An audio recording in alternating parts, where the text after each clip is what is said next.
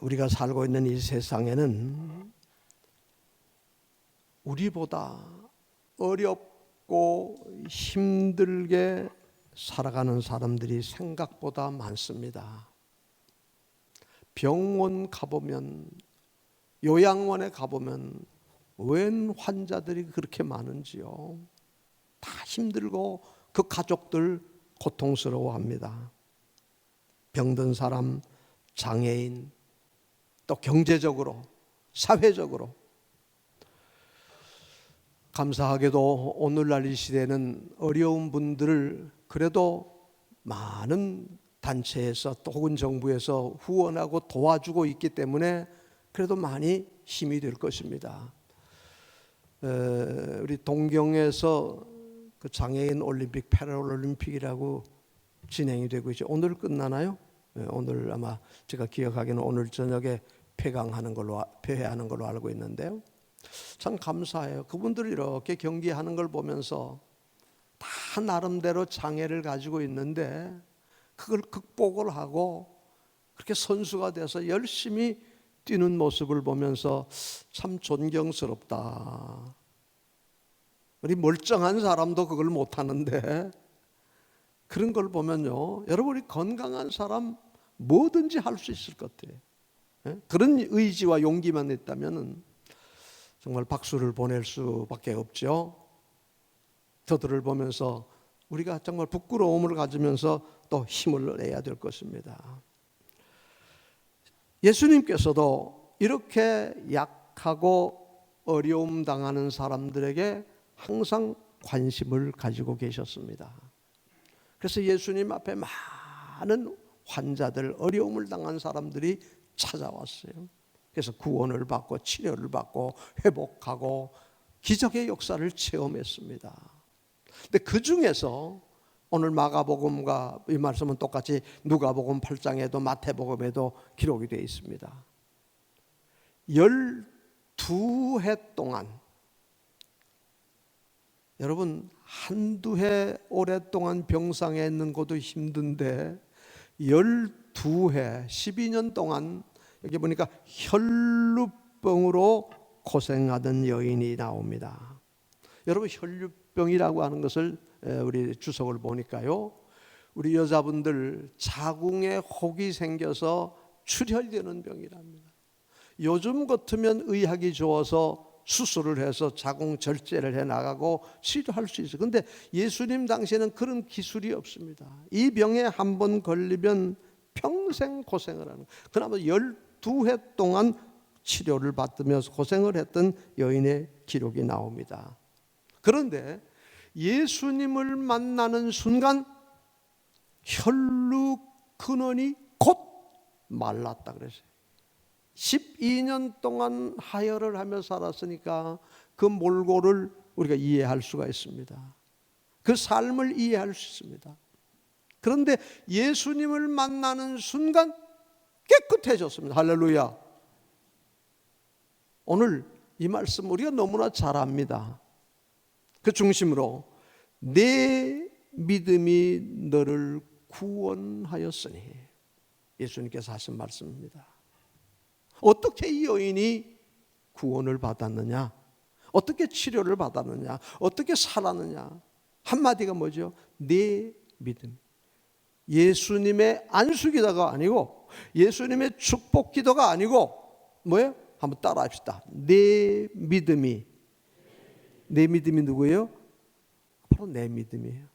예수님은 내 믿음이라고 그러고 우리가 볼 때는 한번 따라 합시다. 내 믿음이 나를 구원하는 것입니다. 내 믿음이 기적을 체험하는 것입니다. 여러분, 믿음이 없이는 하나님을 기쁘시게 할 수 없습니다. 믿음이 없이는 하나님이 예비해 놓으신 하나님의 그 영광스러운 은혜와 축복을 받을 수 없습니다. 구원은 무엇으로 받죠? 믿음이에요. 의인은 오직 믿음으로 말미암아 살리라. 믿음이 없이는 구원을 받을 수 없어요. 너희가 그 은혜를 인하여 믿음으로 말미암아 구원을 받았으니 믿음으로 우리가 구원받았어요.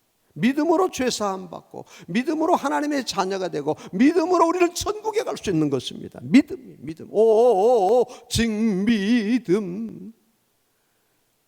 오직 믿음. 그런데 그 믿음이 어디서 난다 그랬죠? 에베소 2장에 말합니다. 그 너희가 가진 믿음은 하나님이 주신 선물이죠. 내게서 난 것이 아니라 내 지식과 경험으로 난 것이 아니라 하나님이 내게 주신 선물이. 할렐루야. 너희가 그 은혜로 말미암아 하나님이 주신 선물로 말미암아 그러므로 누구든지 내 구원을 자랑할 수가 없다는 것입니다. 오늘 이 깨끗함을 받은 여인의 모습을 한번 쭉 몇 가지를 생각해 보려고 합니다. 첫 번째는요, 이분의 현재 앓고 있는 그 여인의 모습, 형편입니다. 어떤 모습인가요? 여러 가지가 있는데요. 먼저 종교적으로 율법으로 의해서 부정한 여인으로 정죄된 사람입니다. 레위기 15장에 보면 혈루가 있는 사람은 부정하되 혈루가 끊어지지 않는 한 12해 동안 부정해. 종교적으로 부정하니까 하나님 앞에 나갈 수가 없습니다. 여러분, 요즘 우리 코로나 때문에 하나님 앞에 마음 놓고 나와서 예배드리지 못하는 게 얼마나 가슴 아프고 답답합니까? 12해 동안 하나님 앞에 나갈 수가 없는 것입니다. 왜? 부정한 여인으로 정죄됐어요. 여러분, 하나님을 뵐 수 없다는 게 얼마나 비통한 일이. 두 번째는요, 사회적으로 냉대를 받습니다. 가족들과도 부정하기 때문에 누구나 이 여인과 접촉이 되고 만져지면 부정하는 거예요. 같이. 그러니까 가족들과 격리되는 거예요. 우리 나환자들이 가족에서 격리되어 있듯이 사회적으로 외톨이가 되어버리는 거예요. 아무도 그를 만날 수가 없어요. 만나지질 않아요. 여기 오늘 보니까요, 많은 의사에게 괴로움을 받았더라 그랬어요. 여러분, 의사를 만나는 건 왜 만나죠? 왜 의사 찾아갑니까? 내 병을 치료받기 위해서요. 그런데 12해 동안 많은 의사를 만났는데 의사에게 치료를 받고 회복이 돼야 돼. 괴로움을 받았대요. 그 이유를 자세히 모르시면 의사들도 접촉할 수가 없는 것입니다. 또 한 가지 있습니다. 여기 보니까 뭐라고 하죠? 있던 재물도, 자, 우리 한번 본문을 한번 읽어볼까요? 26절을 한번 다 같이 읽어봅니다. 많은 의사에게 많은 괴로움을 받았고 가진 것도 다 허비하였으되 아무 효험이 없고 도리어 더 중하여졌던 차에. 많은 의사에게 많은 괴로움을 받고 가진 것도 재물. 여러분, 12해 동안 이 병원 저 병원 이 의사 저 의사 이 약 저 약 다 써봤으니 돈이 얼마나 많이 있겠어요. 아무리 돈이 많은 사람이라도 12해 다 허비해서 이제는 재물도 가난해졌습니다. 경제적으로 많은 손실. 그런데 조금이라도 회복이 아니라 더 중하여졌더라. 인간적으로 생각하면요, 낙심되고 정말 사회를 원망하고 불평하고 인생을 포기할 수밖에 없는 안타까운 현실을 가진 여인의 모습을 보게 됩니다. 어쩌면요, 오늘 이 시대에 이런 어려움을 우리가 상상도 못하는, 생각지도 못하는 이런 어려움을 겪는 분들이 없지 않아 있을 것입니다. 혹시 우리 성도들 가운데도 남에게 차마 얘기할 수 없는 마음 아픈 안타까운 사연을 간직하고 고민하고 괴로워하는 분들이 있을지도 몰라요. 그런데요, 이 여인에게 희망이 찾아왔습니다. 세상적으로는 아무 희망이 없었어요. 이제 끝났습니다. 그런데 예수 그리스도에 대한 소식을 들었어요. 어떤 소식일까요? 예수님을 만나면 죽은 자도 살아나고 나환 자도 살아나고 안전뱅이도 일어나고요, 눈먼 소경도 눈을 뜨고요, 귀로 먹었던 사람이 귀도 벌리고, 병든 자가 고침을 받고 죄인이 죄사함을 받고 생명을 얻고 구원을 받는 예수 그리스도 메시아의 소식을 듣게 됐습니다. 여러분, 삶의 길은 어디에 있을까요? 아름다운 소식을 들으면서 나는 것입니다. 지금까지는 아무 희망이 없어요. 꿈이 없었어요. 이제는 절망밖에 없어요. 그런데 예수님에 관한 이야기를 듣는 순간 이 여인의 마음에 소망이 생기게 됩니다. 믿음이 생겼습니다. 여러분, 믿음이 어디서 나죠? 로마서 10장 10절에 믿음은 17절에 믿음은 들음에서, 들음은 그리스도의 말씀. 여러분, 이 세상의 죄악 가운데 실망하고 낙심하고 쓰러져가는 사람들에게 우리가 해줄 것이 무엇입니까? 요즘 코로나로 해서 집집마다 개인별로 돈 준다고 저도 보내 전화에 메시지가 왔다래요. 회사마다 은행마다 메시지가 와요. 신청하라고. 내일부터 신청한다죠. 1차 때 고민을 많이 했어요. 지난번에 1차 한번 준대. 과연 신청을 해야 되냐 말아야 되냐. 그랬더니 상담을 우리 친구들이랑 얘기를 했더니까 하지 말자는 사람도 있고 하자는 사람도 있었어요. 하지 말자는 사람은 이유가 있어요. 아이고, 우리가 그걸 왜 받냐? 어려운 사람만 받지. 신청하자는 사람은 아니, 그동안 우리가 사회 봉사하고 세금을 얼마나 많이 냈는데 그 정도 내는 건 받아야 되지 않냐. 여러분, 어떻게 하면 좋죠? 그래서 저도 고민하다가 신청을 해서 받았어요. 이번에도 또 신청할까 말까 고민 중인데 해야 되겠죠? 여러분, 우리가 이 세상을 살아가는 동안 힘들고 어려운, 그런데 그때 구원의 소식, 돈이 아닌 생명에 관한 소식, 예수 그리스도 앞에 나오면 죄사함을 받고 병치료함을 받고 구원받겠다는 믿음이 예수님의 소식을 들음으로 나게 됐어요.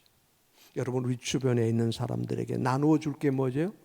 돈, 떡, 빵, 복음이에요. 바로 우리 주변의 가족 중에 어려움 상한 사람에게 예수 그리스도, 예수 앞에 나오면 모든 죄 사하고, 여러분, 예수님 앞에 나오면 모든 죄 사하고 구원을 받고 영생 복락 면류관 확실히 믿습니다. 할렐루야. 여러분, 이 복음이에요.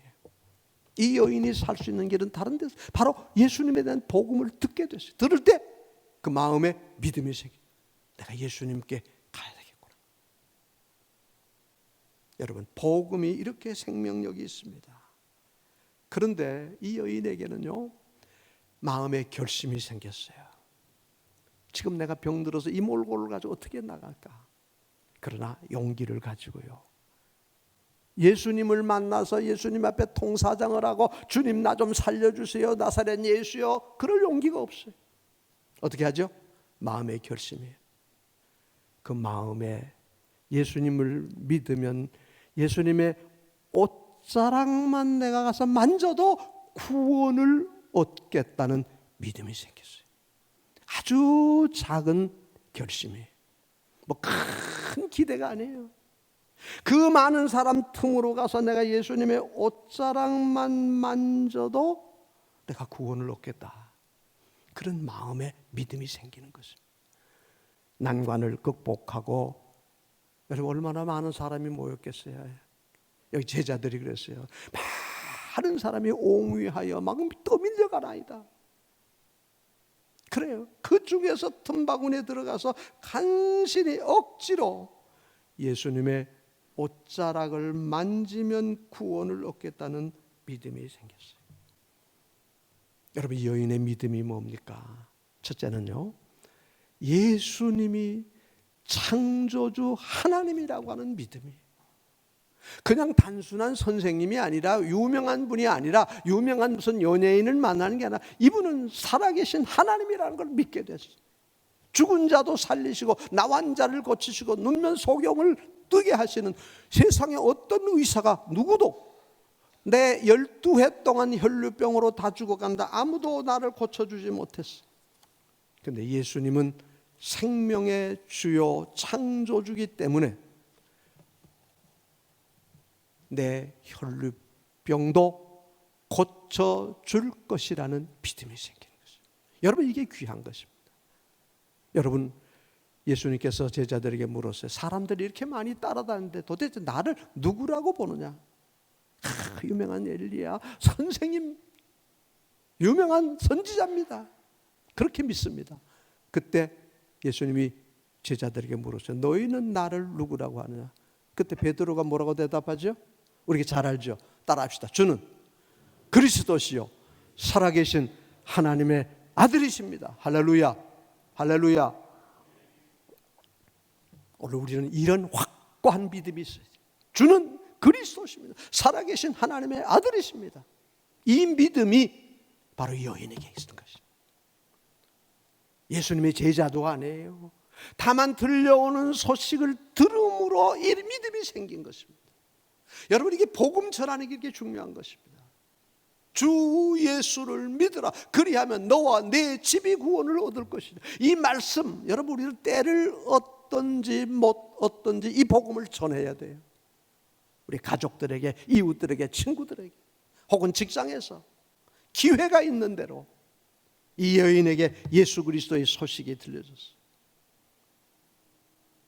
그 믿음입니다. 이 여인에게 어떤 믿음입니까? 겸손한, 정말 조심하는 믿음이에요. 감히, 여기 보니까 두려워서 주님의 얼굴을 뵐 수가 없고 살금살금 겨우 가서 뒤에서 예수님의 옷자락만 만졌대요.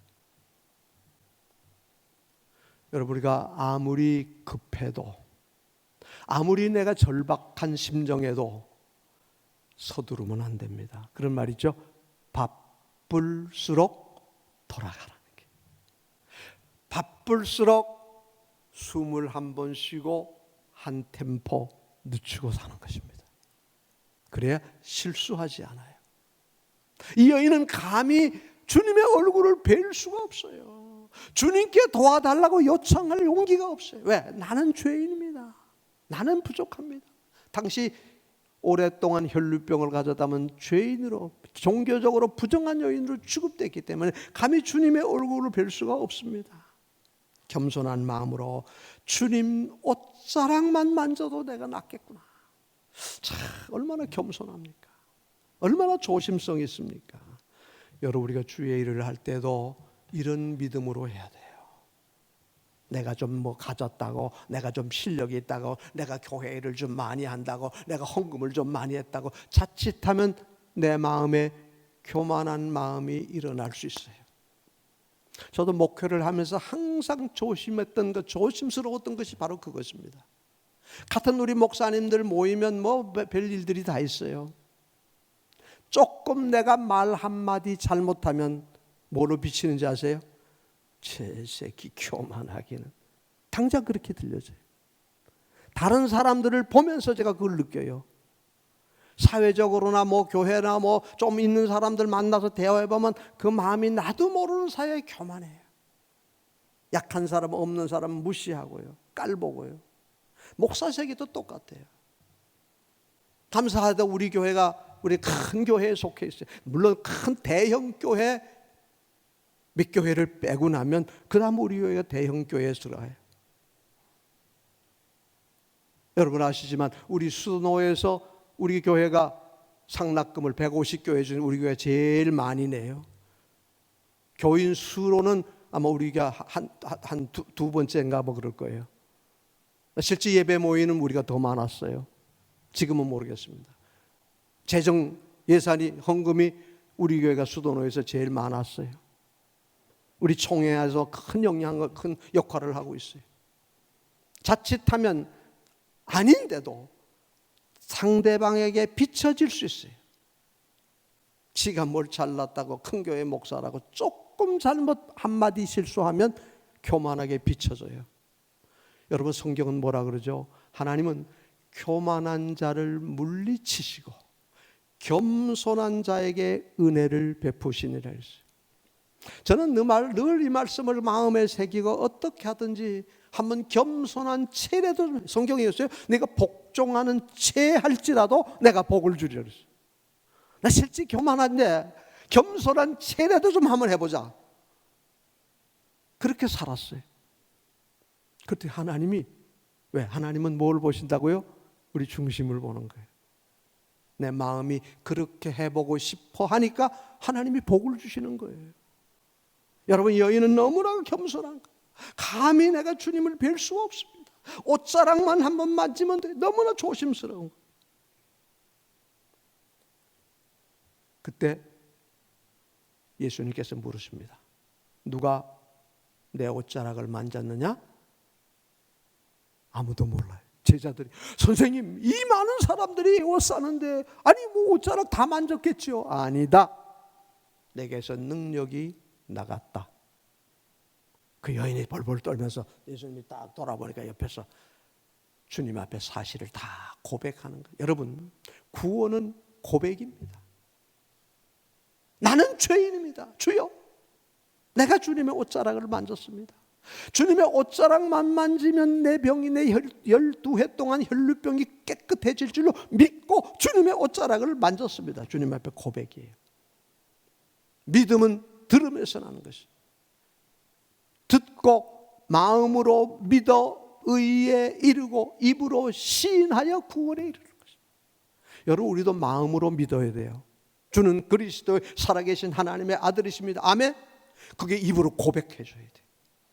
주여, 주님만이 내 생명의 구주인 것을, 내 병을 고칠 수 있는 것을 믿습니다. 주님 앞에 사실대로 고백을 했어요. 진실한 고백입니다. 거짓이 아닙니다. 의심 없는 믿음. 내가 주님의 옷자락만 만지면 나을 것으로 내가 믿었습니다. 조금도 의심이 없어요. 전적으로 하나님을 신뢰하고 주님께만 소망을 두는 것입니다. 이제는 세상에 소망이 없어요. 수많은 의사들을 만나봤는데 안 됐어요. 돈 많이 썼는데도 안 됐어요. 이 몸의 소망 무언가 우리 주 예수뿐일세. 믿습니까? 여러분, 이 세상에 무엇이 소망입니까? 명예, 재물, 권세, 세상 사람들 그거 쫓아서 그냥 정말 신기루를 쫓아가듯이 쫓아간다. 아무것도 안 해요. 역사를 보면요, 명예, 권세, 재물, 솔로몬의 고백이 뭡니까? 그 다 헛되고 바람을 잡으려는 것이로구나. 이 세상의 모든 것 다 헛된 것입니다. 오직 우리의 진정한 소망은 예수 그리스도밖에 없습니다. 시편 72편에 말합니다. 나는 항상 소망을 품고 주를 더욱 찬송하리이다. 어떤 상황에서도 여러분, 천국의 소망 가지고 예수 그리스도에 대한 소망 가져야 돼요. 그때 예수님께서 말씀하십니다. 우리 한번 보면 예수님께서 하신 말씀을 한번 볼까요?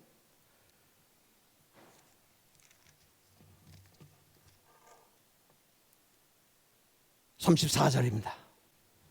34절 다 같이 읽습니다. 예수께서 이르시되 따라 평안히 가라. 내 병에서 놓여 건강할지어다. 할렐루야. 여러분, 예수님의 옷자락을 만지는 순간 혈루 근원은 끊어졌대요. 혈루 근원이 곧 말랐다. 여러분, 하혈이 되던 게 뚝 끊치는 거예요. 몸에 깨달아졌어요. 그때 예수님께서 선언하십니다. 네 믿음이 너를 구원하여. 여러분, 여기서 구원은요, 병에서 구원받는 건 물론이고, 여러분, 영적으로 내 죄에서 노임받았다는 것입니다. 이제는 지금까지는 내가 죄인 취급으로 종교적으로 부정한 요인으로 교회에도 나갈 수 없었어요. 하나님 앞에 나갈 수 없었고 가정에도 돌아갈 사람들을 만날 수가 없었어요. 왜? 접촉만 한 건 다 부정하게 되니까. 근데 이제는 구원받았어요. 자유를 얻었어요. 종교적으로 신앙으로 마음껏 예배할 수 있고 마음껏 가족들과 함께 만날 수 있고. 요즘 우리 예배 드리는 것도 정말 힘들고요. 우리 99명까지만 한다면서요. 가족들 만나는 것도 이제 추석 때는 8명까지 만난다. 3사람, 4사람 만나면 못 만나. 그래서 식당에 들어갈 때도 세씩 쪽쪽 해가지고 들어가고요. 어떤 사람도 그걸 고발을 해가지고 주인하고 손님까지 벌금을 물게. 참 희한한 세상이 왔어요. 우리 여인도 마찬가지예요. 접촉이 안 되는 거예요. 사람을 못 만나는 거예요. 어쩌면 지금 코로나 시대와 똑같은 거예요. 근데 이제는 예수님을 만나는 순간 마음껏 예배할 수 있어요. 예수님을 만나는 순간 마음껏 가정에 돌아가서 가족들과 함께 기쁨으로 함께 식사를 나누고 가족과 함께 행복한 삶을 살게 된 것이에요. 이게 바로 구원입니다. 죄사함을 받고 회복이 되고 병에서 노임받고. 어떻게? 바로 예수님을 만나는 순간, 예수님 앞에 나오는 그 믿음, 예수님 앞에 나와서 옷자락에 손만 대면 낫겠다고 하는 그 믿음이 이런 구원의 역사를 이루게 됐던 것입니다. 사랑하는 성도 여러분, 우리가 이 세상에 살아가는 동안 이 여인과 같이 생각지도 못하는 어려운 고난을 겪을 수가 있습니다. 무엇 때문에? 혈루병 때문에. 오늘의 영적인 혈루병이 무엇일까요? 우리 영적으로 한번 생각해 봅니다. 육신적인 병 말고 우리 영적으로. 지난날 우리가 하나님 앞에 많은 은혜를 받았습니다. 지난 주일에도 매주일 예배 드릴 때마다 하나님의 말씀을 들으며 예배하며 은혜를 받았습니다. 그런데 한 주간 세상에 나가 사는 동안 그 은혜를 잊어버리고 살지 않았어요. 다 흘려보내고 쏟아버린 거 아닙니까? 어쩌면 이것이 영적인 혈루병인지 모릅니다. 우리가 하나님 앞에 받은 은혜, 모든 분들에게 받은 은혜가 너무나 많아요.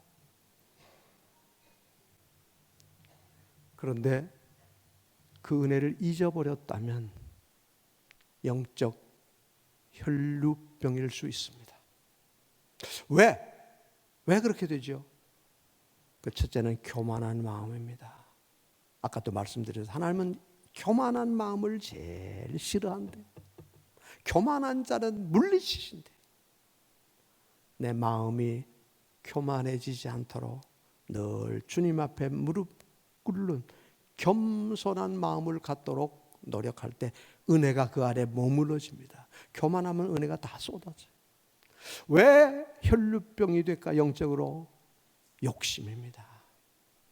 하나님께서 허락한 범위 내에서 조심스럽게 하나님 앞에 살아야 돼요. 물질적인 욕심, 사회적인 욕심, 명예의 욕심.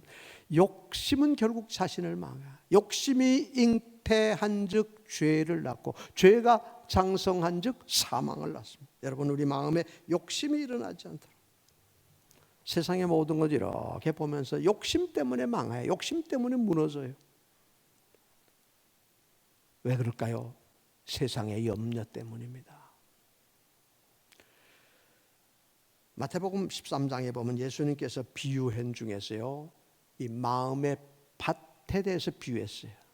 어떤 밭은 길바닥, 돌짝밭, 가시넝쿨, 옥토밭 4가지 했죠. 그 중에 가시넝쿨은요, 처음에는 씨앗을 땅에 뿌렸을 때 무럭무럭 잘 자라나다가 가시가 가로막아서 결실하지 못했다. 그 가시는 뭐랬죠? 세상의 근심과 염려에 얽매여서 그랬어요. 여러분, 우리가 믿음으로 하나님 말씀을 듣고 구원받았다고 기뻐하는데 세상의 근심 걱정 때문에 얽매여가지고 믿음을 잃어버리는 것이 흘러버리고 말았어요. 왜 그럴까요? 혈기 때문에. 우리 신경질 많이 내죠. 여러분 은혜 받고 있다가도 신경질을 한번 확 내고 나면 은혜가 다 쏟아져요. 여러분 그런 경험 하십니까? 예배드리고 성경을 읽고 기도하고 은혜 받았는데 혹은 가정에서 여러 가지 형편에서 혈기가 3분 혈기 부리고 나면 다 폭삭 쏟아져 버려요. 항상 조심해야 돼요. 왜 은혜를 쏟아버립니까? 하나님의 은혜를 잊어버렸기 때문에. 과거에 받은 은혜, 지금 받고 살아가는 은혜 얼마나 큽니까? 앞으로도 여러분 하나님의 은혜 아니면 살 수가 없어요. 은혜 아니면 나는 살 수가 없는 거예요. 근데 우리는 그 은혜를 잊어버리고 사는 거예요. 하나님의 은혜, 부모님의 은혜, 많은 스승, 나를 위해서 애써주신 많은 분들의 그 희생과 수고를 잊어버리는 것입니다. 며칠 있으면 이제 추석이 되죠. 여러분 추석의 뜻이 뭡니까? 하나님의 은혜, 부모님의 은혜, 많은 수고한 분들의 그 은혜를 기억하자는 거 아닙니까? 거기에 대한 감사가 아닙니까? 그 감사를 함께 가족과 이웃과 함께 나누는 것 아닙니까? 이게 추석 아니에요. 그냥 단순한 무슨 명절이 아니잖아요. 우리 한국적 감사절 아닙니까? 이제 말씀을 정리를 해보겠습니다. 여러분, 이 12해 동안 혈루병으로 고생하던 여인의 모습 다 이해가 됐죠? 얼마나 힘들었을까? 여러분, 죄라고 하는 것이 이렇게 힘든 것입니다. 죄를 지으면 자유가 없습니다. 평안함이 없습니다. 그 죄에서 노임을 받는 길 뭐죠? 예수님 앞에 나오는 것입니다. 예수님이 하나님이시고 창조주시고 전능하신 생명과 모든 것을 주관하시는 그리스도신 것을 믿는 것입니다. 그 믿음을 주님 앞에 고백하는 것입니다. 과거의 모든 연약한 부족한 죄를 하나님 앞에 내어놓고 회개하는 것입니다. 여러분 우리가 지난날 받은 은혜 말씀대로 살지 못하고 믿음으로 살지 못했다면 하나님 앞에 솔직하게 주여 나는 죄인입니다. 감히 내가 주님의 얼굴을 뵐 수 없습니다. 겸손한 마음으로 주님의 옷자락만이라도 한번 만지면 낫겠습니다. 주 예수를 믿으면 그러면 죄사함을 받고 구원을 받는 이 귀한 믿음입니다. 하나님은 우리의 마음을 보신다 그랬습니다. 믿음의 마음입니다. 주님을 전적으로 신뢰하는 마음입니다. 겸손한 마음입니다. 주님 앞에 달려나와서 내 모든 것을 맡기는 거예요. 여러분 믿음은 이 행함이 따르는 것입니다. 야고보서 모르죠? 행함이 없는 믿음은 죽은 것이. 만일 여인이 예수님의 소식을 듣기는 들었는데 그 어려운 환경을 파고 주님 앞에 나오지 않았다면, 예수님의 옷자락을 만지지 않았다면 어떻게 구원을 얻겠습니까? 행동이에요. 어제 그 뉴스에 보니까요, 미국의 어느 교회는 이 코로나 때문에 예배 금지해가지고 그럼에도 불구하고 교회에 모여서 온 성도들이 예배를 드렸대요. 그래서 정부로부터 고발을 당했어요. 그런데 법원에서 판결을 내렸어요. 예배 정당하다. 예배를 방해할 수 없다. 그 고발 고소하고 하는 경비가 들어가는 경비가 80만 달러가 되는데요. 80만 한 9억 정도 가까이 되나요? 그 변상을 정부에서 해라. 그렇게 판결이 났다. 그런 뉴스를 봤습니다. 힘들고 어렵지만은 여러분 우리가 하나님 앞에 예배드리는 것을 금할 수 없어요. 지금 어려운 상황이니까 우리가 정부 방역 방침을 따르기는 하지만은, 그러나 우리가 어떤 곳에서도 하나님 앞에 영으로 예배하는 것을 막을 수는 없습니다. 믿음으로 하나님 앞에 감사함으로 주님께 나와 예배하고 영광을 하나님께 돌려야 될 것입니다. 말씀을 맺습니다. 내 믿음이 너를 구원하였으니 평안히 가라. 내 병에서 놓여 건강할지어다. 이런 기적의 축복을 오늘 예배드리는 하나님 말씀을 듣는 사랑하는 우리 성도 여러분들, 언제 어디서나 이런 믿음 가지고 이 예비하신 하나님의 축복을 다 함께 받아 누리기를 예수님 이름으로 축복합니다. 축복합니다. 축복합니다. 다 같이 함께 한 마음으로 기도하는 시간을 가지겠습니다. 하나님, 내게 이런 믿음을 주옵소서. 함께 기도합니다.